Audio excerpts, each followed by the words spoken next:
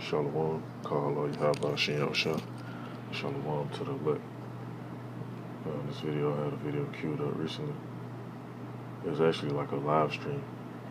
But I just was like, I'll queue it up so I can just come back to it later on. Now it says, I'll be witnessing the end of America. And that's what I'm going to title this video to, according to the scriptures, as the subtitle. Now, that's exactly what we're seeing right now.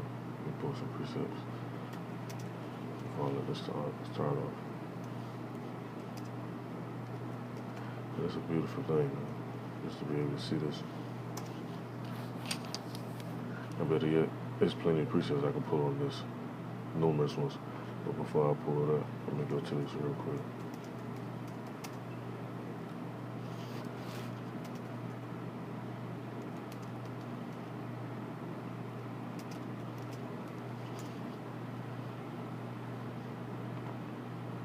So you Akim, man, count this as a blessing, and as a great thing to be able to see this and actually interpret what's really going on.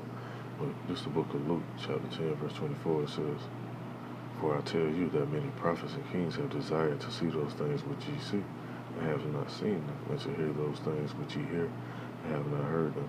And this is what we see right now. They want to see this, like, man, we're gonna really see Babylon fall. We're really gonna see the fall of Esau. They thought it was going to be in that time while Rome was ruling, I should say. We'll read another precept.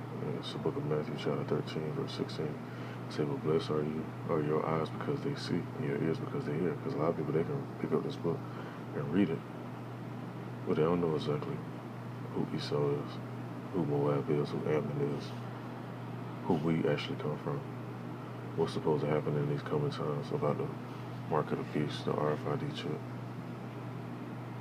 about Yahushua being sent back by Yahweh along with the angels to pull Esau out of power, starting with the Space Force on down. A lot of people, they can't see that stuff when you read these scriptures stuff. Even if you tell it to them or read it to them, some of them they can't hear it. I'm going to let this play and I'll pull some more precepts real quick.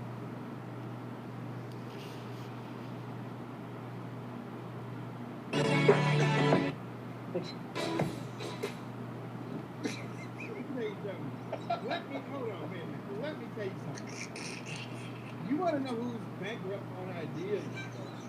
No, you're wrong. Like, she said the Republicans are bankrupt. Let me run that back. In its aspect, pragmatic in how to, with a plan to get things done, and not just divert. So, to the extent that we can help solve some of the problems at home, and instead of canceling that investment, which the Trump administration canceled the investment that we had to do just that, I wish you could see the impact of what USAID can do to help children in those countries. So that is to back up again and say that Biden administration has this under control. It will take, it is change, and it will take some time, but it is values-based, humanitarian in its aspects, pragmatic in how to, with a plan to get things done, and not just a diversionary tactic on the part of the Republicans, because they are bankrupt of ideas on how to improve the lives of American people. They run to the border. Yeah. See, Esau bugged out, man. Let me pull this up the precept real quick. And he had Esau putting Edomite women up as their so-called speakers. They're supposed to be like their front men, so to speak. That's how you know this place through, man. Completely out of fucking order. Let me go to another precept.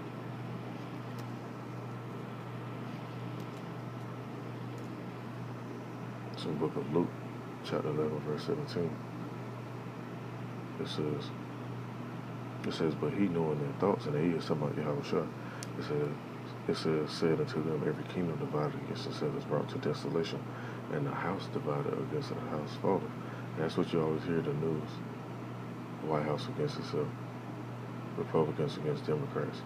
That's all you hear, man.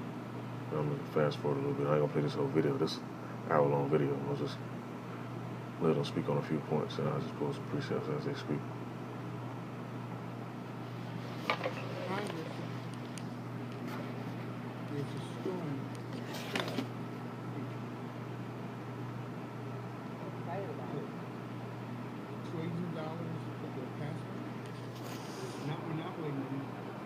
Well, actually, it is in a way, but it's really not. They're really doing this, really. They pass trillions of dollars, and it's going to hurt your children and your children's children, and their children after that. And you're right. But a lot of people don't see this now. You know what? Let me get that. Because logically speaking, if someone had to just give you some money, it'll destroy you. Because you're going to keep depending on a person to give you some. But if you actually go and work for it, you're building your stuff. Like a lot of businesses, family-owned businesses, and mom and pop businesses or whatever, they actually got closed down. So now they have to depend on Esau for different type of loans and all this other shit. So with them just getting money and just sitting back, it seemed like, oh, it's all good, it's all cool, you know, stuff will get better. When in reality, Esau, when you look through history, like you hear about Thanksgiving and stuff, they come and take. They came over to do peace treaties in the land. They give a portion and they take that shit right back. That's how they play, man. Same old shit. Esau hasn't changed how they do. I'm gonna read some precepts real quick about what he just said. It says, surely oppression maketh a wise man mad, and a gift destroyeth the heart. So all this stuff really destroys a lot of people's mind frame, because when let's talk about heart, it's actually just talking about your mind, not your heart that's pumping your blood. And it brings a sense of comfort. I'm going to read some more precepts. It says, in the book of Exodus, chapter 23, verse 8, it says, do not accept a bribe, for a bribe blinds those who see and twist the words of righteousness. So people look, hey, they get this little extra money and shit that's floating around. Don't nobody want to work.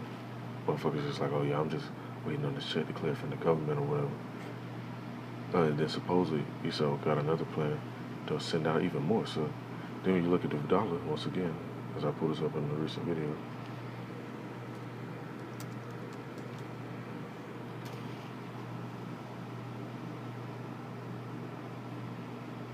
last time I pulled it up, where it was at a certain number.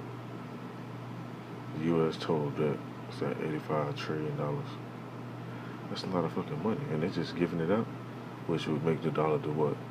Devalue and collapse. And once that collapses, then they're gonna make the mandatory RFID chip. That's gonna be the new form of currency. That way can't nobody steal no money. Nobody gotta worry about no paper, no change or nothing. Everything will just be straight digital. Now, I ain't looked this up in the last video, but let me see something real quick while I'm thinking about it.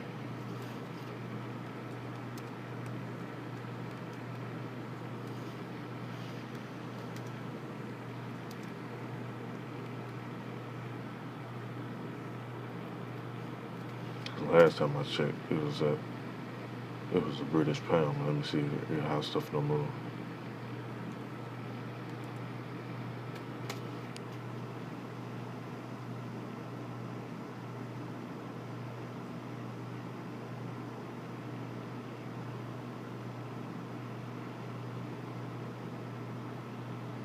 Now check this out. It says the Kuwaiti dinar is officially the highest currency. Hold up. I don't know where the hell this shit come from. And this what happened when you push out too much money. You don't even see, this ain't talking about no US dollar. It says it's the highest currency in the world today, introduced in mid-1961. The Kuwaiti dinar has grown to become the most valuable currency in the entire world. And that's another reason why you've been hearing about, I want to say this area is somewhere over Turkey area, if I ain't mistaken. I'm looking at the language and I see this. They say Turkey right there at the top. The lira. You've been hearing about them a lot in the news as well. And that's a valuable place. Now, let me see something real quick.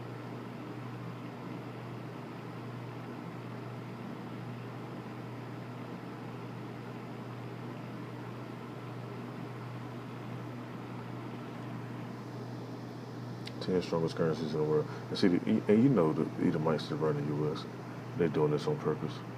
Because they don't want to lose the top currency, which is the USD. So, like I said, as it is written, no man shall buy or sell, rich or poor, free or bond, great or small, save he that have the mark of the beast. And you got 10 right here, the US dollar. Let's go down to some more Swiss franc. That's number 9. So the USD at the bottom right now. The euro, the Cayman Island dollar, the pound,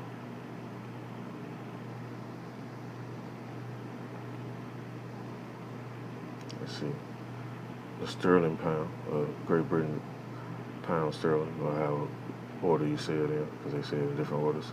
The Jordanian dinar, Omani Riyal, Bahraini dinar, and then you got the Kuwaiti dinar. So that shit ain't looking too good for Babylon, man. Let me pull some more precepts real quick. It says in Book of Proverbs, chapter 17, verse 8, a bribe is a charm to its giver. Wherever he turns it, he succeeds. So you go just like how you have women now. You go around a woman and you just be like, look, I'll give you 10 bands to do whatever, $10,000. 80% of the chance they gonna do that shit. That's just how it is. And it ain't even just women. I was just throwing that out there for example. You go around anybody and you want them to do some stuff or give in. All you gotta do is just pull out a wad of fucking money and they gonna give in to that shit. Now, this is the Book of Proverbs, chapter 17, verse 23. It says, a wicked man takes a covert bribe to subvert the court of justice. And that definitely goes on, especially with the so-called judicial system. Man. It's numerous accounts I can speak on about that, but I ain't gonna get all the way into it. Let me see what else I want to pull.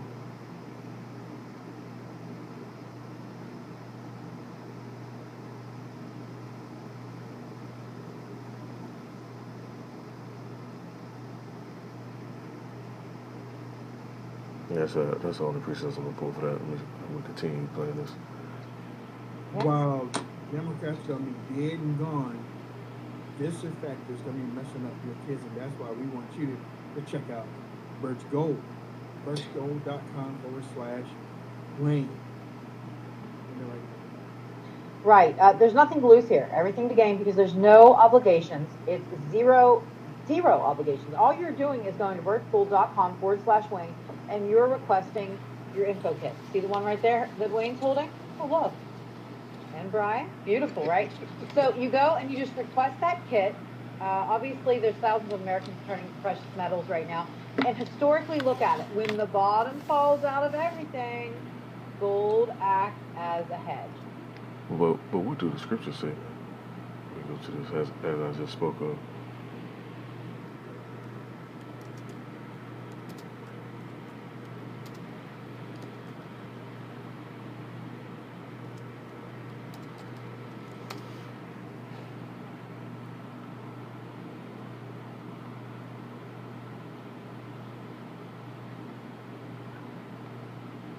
Because, yeah, gold and silver is a good commodity, nothing wrong with investing. Because the scriptures do say money is a defense. So there's nothing wrong with investing and making a little flip and stuff like that while you can. But eventually, though, Esau ain't no place gonna be going no fucking gold and no silver because everything gonna be digital. And it's gonna lead up to this right here. This is the Book of Revelation, chapter 13, verse 17. It says, I'm gonna start at 16. It says, he calls up all, both small and great, rich and poor, free and bond, to receive a mark in their right hand or their foreheads. Talk about the RFID chip or I want to say the other one is called a NFC or something like that. Or in their foreheads, Neuralink. There's no coincidence all this stuff coming out around this time right now. It says, and that no man might buy or sell, save he that had the mark or the name of the beast, or the number of his name. Here is wisdom, let him that have understanding. Count the number of the beast, for it is the number of a man, and the man's number is 603 score and 6. And when you look at a lot of them different barcodes, you see that number on there a lot. Now, gold, like I said, look at the stock market, trading gold Because gold always go up to a certain point and just stay around that area. Silver, it'll be down. And then around the summertime, it'll boom. So it's not, like I said, there's nothing wrong with investing. But you gotta stay alert to Esau antics. Cause this right here, like this video right here says, are we witnessing the end of America? Hey, let me go back real quick. I'm trying to do that.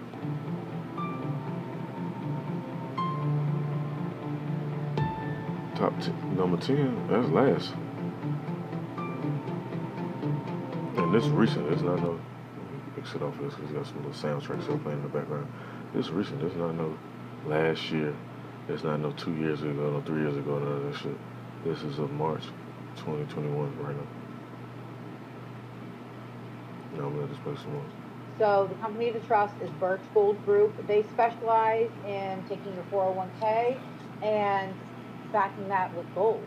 Okay, so you can take your 401k and turn. You see a lot of them different little markets too as well. I want to say this because I know about gold. I actually get gold and silver and stuff like that myself personally, and I know others that do. That paperwork bullshit, that shit don't mean nothing. Esau can play a little game and say you got some documents stating that you own this amount of gold, but in actuality, you don't own that shit because they still holding it. So if you're not holding it physically, you're really taking a major risk even playing around with that type of stuff. That's why you have people that have these, like how they was holding up the documents and stuff like that. It's better off if you find a mint or some type of company that actually distributes bullion and you get your own blocks or coins, however you want to. Me personally, I like blocks. Get your own shekels. That way you ain't really gotta deal with Esau. But ultimately, that shit ain't gonna matter anyway. That's just something if you into that type of stuff. They want to make you a little flip. If you have the patience for that. And that into convert it into 401k. Anyways, you got to fight for your financial future, and the best part is they've got a AAA rating with the Better Business Bureau. We actually talked about that off air when we were talking about getting this, and I was like, I don't trust anybody without a A+ rating with the Better Business Bureau. And you can actually qualify for up to $10,000 in free precious metals on your purchase. So again, check it out. It's birchgold.com/Wayne. Oh, right there it is. Look at that. Nice. Thousands of satisfied. Get over there. birchgold.com/Wayne. Let's see, once again, we got the little catchphrases like the scripture say. You gotta be careful of them little bribes and the so-called giveaway shit. They say we're giving it away at no cost or obligations to you. Yeah, all right. It doesn't hurt. It helps.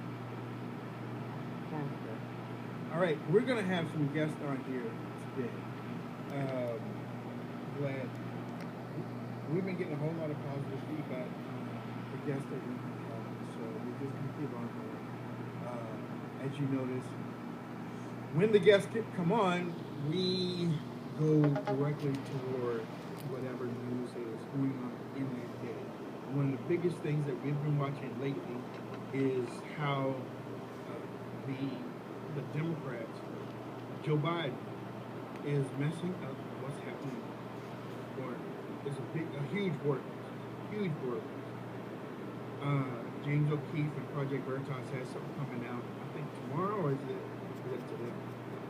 I think it's today. Yeah, they were saying that this morning. I haven't seen anything yet as the show started, but James, when he says he's got something big, James not one of those TikToks.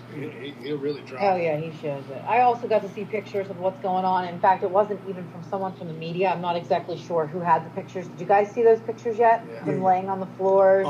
Okay, those pictures just came out. Because remember, everybody. They look like dead people, actually. Well, they have the lights on 24/7, and people are all covered up in the aluminum foil sheets laying on the concrete floor. Yeah, no beds. Yeah. Some people said mats, but Project Veritas released the video this morning. They said it's already been released, so it was probably those pictures that we're talking about. Yeah. But what surprised me yesterday, ladies and gentlemen, is watching. I just peeped something that I ain't peeped before.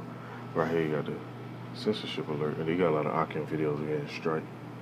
strikes on them, or channels getting strikes and all the different stuff. They're pulling videos down, or you search a video, it don't play, or it'll make it harder to find it or whatever. There's a reason for that as well. Let me pull this up.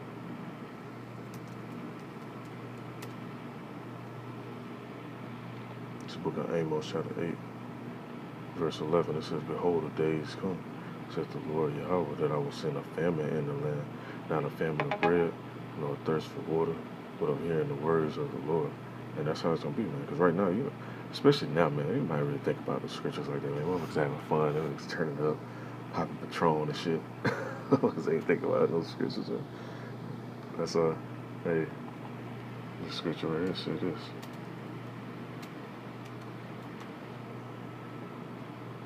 The book of Isaiah, chapter 55, verse 6. People are going to try to read and seek. It's going to be too fucking late, man. And it says, in the book of Isaiah, chapter 55, verse 6, "Seek ye the Lord while he may be found. Call you upon him while he is near." Because, hey, he's near right now. He's stretching his hand out through his men on earth. Which people still can't grasp that.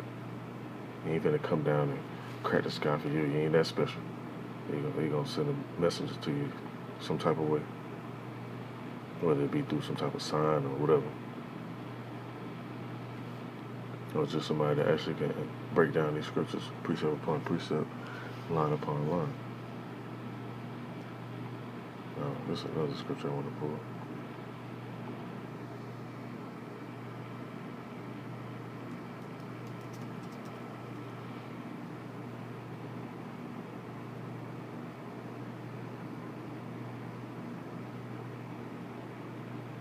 I want to say this is one of them. It's in the book of Zechariah, chapter 7, verse 13. It says, "Therefore it has come to pass that as he cried, they would not hear. So they cried, and I would not hear, says the Lord of hosts." And that's how it's going to be, man. That's if you think about it, it's funny, man. Because just like how a person be on a human level, on a humane level, when people mess with you when you going through your stuff, you remember that, like, okay, they was there while I was going through some real shit. And you remember the ones who wasn't there while you was going through that real shit. You're not going to want to deal with them like that. And so what more the Most High? Now I'm going to go to the book of Proverbs, chapter 1, verse 24. Let's just read on down.